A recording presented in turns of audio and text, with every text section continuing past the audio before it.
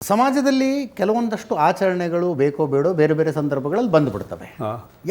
ಇಲ್ಲ ಹಾಗನ್ಬೇಡಿ. ಯಾಕಂತಂದರೆ ಪ್ರತಿಯೊಂದು ಆಚರಣೆ ಹಿಂದೆ ಆಯಾ ಧರ್ಮಕ್ಕೆ ಸಂಬಂಧಪಟ್ಟಂಥ ನಂಬಿಕೆಗಳಿರ್ತವೆ, ಸಿದ್ಧಾಂತಗಳಿರ್ತವೆ. ಈಗ ನೀವು ಇದನ್ನೇ ತಗೊಳ್ಳಿ. ನಾನು ಉದಾಹರಣೆ ಕೊಟ್ಕೊಂಡು ಹೇಳ್ತೀನಿ. ಹೇಳಿ. ಈಗ ನಮ್ಮ ಅಜ್ಜಿ ಅಸ್ಪೃಶ್ಯತೆಯನ್ನು ಆಚರಿಸ್ತಾ ಇದ್ದ ರೀತಿ ತುಂಬ ಕಠೋರವಾಗಿತ್ತು. ಹೌದು. ನಮ್ಮ ತಂದೆ ತಾಯಿ ಕಾಲಕ್ಕೆ ಅದು ಕಡಿಮೆ ಆಯಿತು. ನನ್ನ ಕಾಲಕ್ಕೆ ನಮ್ಮ ಮನೆಯಲ್ಲಿ ಜಾತಿ ಭೇದ ಕೂಡ್ದಪ್ಪ, ಯಾರೇ ಬಂದರೂ ಸೀದಾ ಬರ್ತಾರೆ, ಉಳಿದವರೆಲ್ಲ ಎಲ್ಲಿರ್ತಾರೆ ಅಲ್ಲೇ ಇರ್ತಾರೆ. ಅದರ ಅರ್ಥ ನಾನು ನನ್ನ ಮನೆತನದ ವಿರುದ್ಧ ಹೋದೆ ಅಂತಲ್ಲ. ಅದು ಹಾಗಲ್ಲ. ಈಗ ನಿಮ್ಮ ತಿಳುವಳಿಕೆ ಆ ಕಠೋರತೆಯಲ್ಲಿನ ಬದಲಾವಣೆಗಳನ್ನು ನಾನು ತಗೊಂಡು ಬಂದೆ. ಎಕ್ಸಾಕ್ಟ್ಲಿ. ಈಗ ಲಿಂಗಾಯತರು ಆಗ್ತಿರೋದು ಅದೇ ಅಲ್ವೇನ್ರಿ? ಅಲ್ಲಲ್ಲ, ಹಂಗಂತ ನಾನು ಹನುಮಕ್ಕನವರಲ್ಲ ಅಂತ ಹೇಳಕ್ ಬರಲ್ಲ ಸರ್. ನೀವು ಓವರ್ ದ ಪೀರಿಯಡ್ ಎಜುಕೇಶನ್ ಬಂತು, ತಿಳುವಳಿಕೆ ಬಂತು, ಬೇರೆಯವ್ರು ನೋಡಿದ್ರ, ಮಾನವೀಯತೆಯನ್ನು ಕಲ್ಕೊಂಡ್ರ, ಹೌದು, ಹ್ಯೂಮನ್ ರೈಟ್ಸ್ ಓದ್ಕೊಂಡ್ರಿ, ಚೆನ್ನಾಗಿ ಮಾನವೀಯತೆಯನ್ನು ನೋಡ್ಕೊಂಡಿದ್ದೀರಿ, ಅದಕ್ಕೆ ಆಯಿತು. ನಾನು ಹೇಳಿದ್ದು ಈ ಧರ್ಮಗಳ ಶಿಕ್ಷಣ ಜ್ಞಾನ ಹೆಚ್ಚಾದಾಗೆ ಧರ್ಮಗಳ ಪ್ರಭಾವ ಕಡಿಮೆ ಆಗತ್ತೆ. ಆದರೆ ಯಾವ ಸಂಶಯ ಇಲ್ಲ. ನೀವು ಲಿಂಗಾಯತ ತಗೊಳ್ಳಿ, ಧರ್ಮಗಳ ಪ್ರಭಾವ ಅನ್ನೋದಿಲ್ಲ, ನಾನು ಸಾಮಾಜಿಕ ಪಿಡುಗುಗಳ ಪ್ರಭಾವ ಅಂತೀನಪ್ಪ ಅದನ್ನ. ಆಯ್ತು. ಈ ಪಿಡುಗುಗಳು ಬಂದಿದ್ದು ನಮ್ಮ ಅಜ್ಞಾನದಿಂದ ರೀ. ಹೌದು. ಈಗ ನಮ್ಮ ಜ್ಞಾನ ಹೆಚ್ಚಾದಂಗೆ ಪಿಡುಗುಗಳು ತಾನೇ ಹೋಗ್ಬಿಡ್ತವೆ. ಪಿಡುಗುಗಳನ್ನ ನಾನು ದೂರ ಇಟ್ಟೆ ಅನ್ನುವ ಕಾರಣಕ್ಕಾಗಿ ನಾನು ಆ ಮನತನದಿಂದ ಡಿಸ್ಕನೆಕ್ಟ್ ಆಗಿ ನಾನು ಇನ್ನೊಂದು ತಪ್ಪು. ಅವ್ನು ಹೇಳೋದು ತಪ್ಪು. ಅವ್ರು ಯಾರು ಹೇಳ್ಕೊಡುದು ಯಾರು ಹೇಳಿ ತಪ್ಪು. ನಾನು ಅದನ್ನು ಸಮರ್ಥನೆ ಎಂದೂ ಮಾಡಲಿಲ್ಲ, ಮಾಡೋಕ್ಕೆ ಸಾಧ್ಯ ಇಲ್ಲ. ಇಸ್ಲಾಂನಲ್ಲಿ, ಕ್ರಿಶ್ಚಿಯಾನಿಟಿಯಲ್ಲಿ, ಜುದಾಯಿಸಮ್ನಲ್ಲಿ ಇದು ಸಾಧ್ಯ. ಯಾಕಂದ್ರೆ ಡೂಸ್ ಆ್ಯಂಡ್ ಡೋಂಟ್ಸ್ ಬರೆದಿಟ್ಟಿದ್ದಾರೆ ಸರ್ ಅಲ್ಲಿ. ಹೌದು, ಡೂಸ್ ಆ್ಯಂಡ್ ಡೋಂಟ್ಸ್ ಬರೆದಿಟ್ಟಿದ್ದಾರೆ. ನಮ್ಮ ಶರಣರು ಬರೆದಿಟ್ಟಿದ್ದಾರೆ. ಕಳಬೇಡ, ಕೊಲೆಬೇಡ, ಹುಸಿಯ ನುಡಿಯಲು ಬೇಡ, ಅಣ್ಣರಿಗೆ. ಸರ್ ಅದನ್ನ ಧಾರ್ಮಿಕ ಕಟ್ಟಳೆ ಅನ್ನೋದಿಲ್ಲ. ಒಂದ್ ನಿಮಿಷ ದಯವಿಟ್ಟು. ಅದಕ್ಕೆ ಹಿಂದೂ ಇತ್ತು ಅಲ್ಲಿ ಜಾಮದಾರ್ ಸರ್, ಅದನ್ನ ಧಾರ್ಮಿಕ ಕಟ್ಟಳೆ ಅನ್ನೋದಿಲ್ಲ.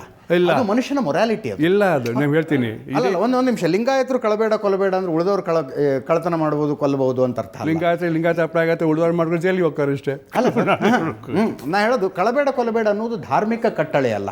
ಹೌದು. ನಿಮ್ಮ ತಂದೆ ತಾಯಿಯನ್ನು ಗೌರವಿಸೋದು ಅದು ಧಾರ್ಮಿಕ ಕಟ್ಟಳೆ ಆಗೋದಿಲ್ಲ. ಸಮಾಜದಲ್ಲಿ ನೈತಿಕವಾಗಿ ಬದುಕಬೇಕಾದ ವಿಧಾನ ಆಗುತ್ತೆ. ಒಂದು ನಿಮಿಷ. ನೀವು ಜನರಲ್ ಎಥಿಕ್ಸ್ ಮಾತಾಡಿ. ಅಲ್ಲ, ನೀವು ಜನರಲ್ ಎಥಿಕ್ಸ್ ಹೇಳ್ತೀರಾ ಅಥವಾ ಧಾರ್ಮಿಕ ಎಥಿಕ್ಸ್ ಹೇಳ್ತೀರಾ? ನೀವು ಹಂಗೆ ಹೇಳೋದಾಗಿತ್ತಂದ್ರೆ ಮನುಧರ್ಮ ಸ್ಮೃತಿ ಏನು ಡೂಸ್ ಆ್ಯಂಡ್ ಡೋಂಟ್ಸ್ ಇದೆ. ಈ ಮನುಸ್ಮೃತಿ ತಗೊಳ್ಳಿ, ನಾರದ ಸ್ಮೃತಿ ತಗೊಳ್ಳಿ, ವಿಷ್ಣು ಸ್ಮೃತಿ ತಗೊಳ್ಳಿ, ಯಾದವರ್ಗ 18 ಸ್ಮೃತಿಗಳು ತಗೊಳ್ಳಿ.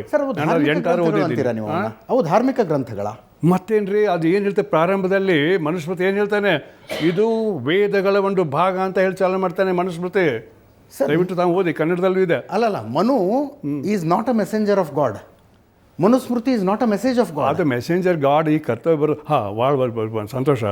ನಮ್ಮ ಋಷಿಗಳಿಗೆ ವೇದಗಳಿಗೆ ನಾವು ಶ್ರುತಿ ಸ್ಮೃತಿ ಅಂತೀವಿ. ಶ್ರುತಿಗಳು ಅಂದರೆ ದೇವರಿಗೆ. ಈ ನಮ್ಮ ಋಷಿಗಳಿಗೆ ಯಾರು ಇದನ್ನು ಹೇಳಿದರು? ವೇದಗಳೇನು ಹೇಳುತ್ತೆ? ಅಪೌರುಷೇಯ. ಅಲ್ಲ, ಅಪೌರುಷೇಯ ಕರೆಕ್ಟು. ಅಂದರೆ ಮನುಷ್ಯರದ್ದು ಹುಟ್ಟಿದ್ದಲ್ಲ ಇದು. ಹೌದು. ಆಮೇಲೆ ನಮ್ಮ ಋಷಿಗಳಿಗೆ ವೇದಗಳನ್ನ ಬರೆಯೋಕ್ಕೆ, ವೇದಲ್ಲಿದ್ದ ತತ್ವಗಳನ್ನ ಹೇಳಿಕೆ ಯಾರು ಹೇಳಿದರು? ದೇವರೇ ಹೇಳಿದರು. ಸ್ಮೃತಿಗಳ ಅಲ್ಲ, ಪೌರುಷೇಯ. ಕೇಳಿದ್ದು ಪೌರುಷೇಯ ಸ್ಮೃತಿಗಳು. ಇದು ಕೇಳಿದ್ದೀರಿ, ಬರ್ದಿದ್ದಲ್ಲ. ವೇದಗಳನ್ನು ಕಂಪೈಲ್ ಮಾಡಬೇಕಾದ್ರೆ ಎಷ್ಟೋ ಸಾವಿರ ವರ್ಷದ ಕಂಪೈಲ್ ಆಗಿದೆ. ಈಗ ಮನುಸ್ಮೃತಿಗೆ ಈಗ ವೇದಕ್ಕೆ ಬಂದಾಗ ಏನಂತೀರಿ? ಋಗ್ವೇದ ಸಂಹಿತ ಅಂತೀರಿ. ಋಗ್ವೇದ ಅನ್ನೋದಿಲ್ಲ, ಸಂಹಿತ ಅಂದರೆ ಕಂಪೈಲೇಷನ್. ಈಗ ನಿಮ್ಮ ಉದಾಹರಣೆ ಹೇಳ್ತೀನಿ, ನಾನು ಓದಿದ್ದೀನಿ ಅದನ್ನು. ಈ ಋಗ್ವೇದದಲ್ಲಿ 10ನೇ ಮಂಡಲ ತಗೊಳ್ಳಿ. 10ನೇ ಮಂಡಲದಲ್ಲಿ ಸೃಷ್ಟಿ ಹೇಗೆ ನಿರ್ಮಾಣ ಆಯಿತು ಅನ್ನೋದಕ್ಕೆ 5-6 ಸೂಕ್ತಗಳಿದೆ.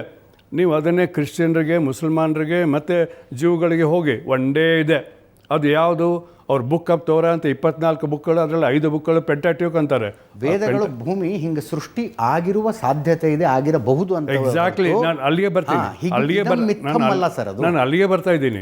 ನಾನೇನು ಹೇಳ್ತಾ ಇರೋದು, ಈ 3 ಧರ್ಮಗಳು ಪ್ರತ್ಯೇಕ ಬರಲಾರದಷ್ಟು ಅವರಲ್ಲಿ ಸಾಮ್ಯತೆ ಇದೆ.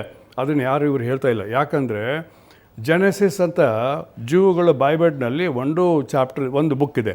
ಆ ಜೆನೆಸಿಸ್ ಬುಕ್ಕು ಮುಸಲ್ಮಾನರಿಗೂ ಅದೇ ಇದೆ, ಕ್ರಿಶ್ಚಿಯನ್ರಿಗೂ ಅದೇ ಇದೆ. ಹೌದು. ಈ 3 ಧರ್ಮಗಳಲ್ಲಿ ಸೃಷ್ಟಿ ಹಾಗೆ ಉಗಮಾಯ್ತು ಒಂದೇ ಥಿಯರಿ. ದೇವರು ಒಂದು ದಿವಸ ಚಾಲೂ ಮಾಡಿದ ಸೋಮವಾರ, ಸಂಡೇ ಸ್ಯಾಟರ್ಡೇವರೆಗೆ ಕ್ರಿಯೇಟ್ ಮಾಡಿದ ಜಗತ್ತನ್ನು, ಸಕಲ ಚರಾಚರ ವಸ್ತುಗಳನ್ನ ತಯಾರು ಮಾಡಿದ, ಆಕಾಶ, ಭೂಮಿ, ಲೈಟು, ಕತ್ಲೆ ಎಲ್ಲ ತಯಾರು ಮಾಡಿದ. 7ನೇ ದಿವಸಕ್ಕೆ ಭಾಳ ದಣವಾಯಿತು, ರೆಸ್ಟ್ ಮಾಡಿದ. ಅಲ್ಲಿ ರೆಸ್ಟ್ ಮಾಡಿದ. ಅದೇ ಹಾಲಿಡೇ, ಅದೇ ಸಬ್ಬತ್. ಇದನ್ನು ಹೇಳಿದರು. ಇದು ಕ್ರಿಶ್ಚಿಯನ್ರು ಒಪ್ತಾರೆ, ಮುಸಲ್ಮಾನರು ಒಪ್ತಾರೆ, ಜ್ಯೂಸ್ ಒಪ್ತಾರೆ. ಹೌದು. ನೀವು ಒಂದೇ ತೆರೀತಾನೆ ಅದಕ್ಕೆ. ಹೌದು. ಈಗ ನಾವು ಬರೋಣ, ಈ ಜಗತ್ತನ್ನು ಯಾರು, ಯಾವಾಗ, ಹೇಗೆ ಮಾಡಿದರು ಅಂತ ಪ್ರಶ್ನೆ ಕೇಳುತ್ತೆ. ಉತ್ತರ ಹೇಳ್ತಾರೆ, ಇದು ಯಾರಿಗೂ ಗೊತ್ತಿಲ್ಲ. ಅದು ವೇದಲ್ಲಿದೆ, ಋಗ್ವೇದದ ನ್ಯಾಸದ ಸೂಕ್ತದಲ್ಲಿ ಯಾರು ಕ್ರಿಯೇಟ್ ಮಾಡಿದ್ರೆ 3 ಪ್ರಶ್ನೆ ಉತ್ತರ ಹೇಳಲ್ಲ, ಅದು ಗೊತ್ತಿಲ್ಲ. ನಾವು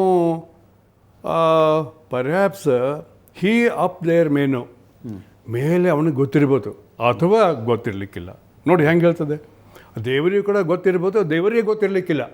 ಅಂದರೆ ಜಗತ್ತನ್ನು ಯಾರು ತಯಾರು ಮಾಡಿದ್ರು ಅಂತ ಋಗ್ವೇದದಲ್ಲಿ ಭಾಳ ಸೈಂಟಿಫಿಕ್ ಮಾತು ಹೇಳುತ್ತೆ. ಅದು ನಮ್ಮ ಗೀತಾ ರಶಲ್ನೇ ಕೃಷ್ಣ ಬಾಯಿ ತೆಗೆದ ತಕ್ಷಣ ಜಗತ್ತಿನೆಲ್ಲ ಆಗು ಹೋಗಳು ಎಲ್ಲ ಕಂಡುಬಿಟ್ರು ಅರ್ಜುನಿಗೆ, ಬೈಬಲ್ ಬರ್ತದಲ್ಲ. ಅದೇ ವಿಶ್ವಕರ್ಮನ ಸೂಕ್ತಲ್ಲಿರ್ತಕ್ಕಂಥ ಒಂದು ಮಾತು ಇಲ್ಲಿ ಬಂದಿದೆ. ಅದನ್ನು ಓದಿದೆ ನಾನು ಓದಿದಾಗ ಮೈ ಗಾಡ್, ಇದು ಗೀತೆಯಲ್ಲೇ ಬಂದಿದೆ ಅಲ್ಲ. ಅಂದರೆ ನಾನು ಅವ್ರು ಕೇಳಿದೆ, ತಾತಾಚಾರ್ಯ ಅಂತ ಡೈರೆಕ್ಟರ್ ಇದ್ದರು, ಏನು ರೀ ತಾತಾಚಾರ್ಯ ಅವರೇ ಗೀತೆಯಲ್ಲೇ ಭಾಗ ಇಲ್ಲಿ ಬಂತು, ಇಲ್ಲಿ ಭಾಗ ಗೀತೆಗೆ ಹೋದಂತ ಕೇಳಿದೆ. ಅವ್ರೇನು ಹೇಳ್ತಾರೆ, ಇಲ್ಲ ಸರ್ ಕಟ್ಟೋರು, ಅದಕ್ಕಿಂತ ಮೊದಲೇದು ಗೀತೆ ಆ ನಂತರದ್ದು ಇದರ ಭಾಗ ಹೋಗಿದೆ, ಗೀತೆ ಕೂಡ ಕಂಪೈಲೇಷನ್ ಅಂತ ತಾತಾಚಾರ್ಯ ಹೇಳಿದ್ದು. ಅವ್ರು ಇದ್ದಾರೆ, ನಾನು ಮಾತು ಕೇಳ್ತಾ ಇದ್ದಾರೆ. That's an argument.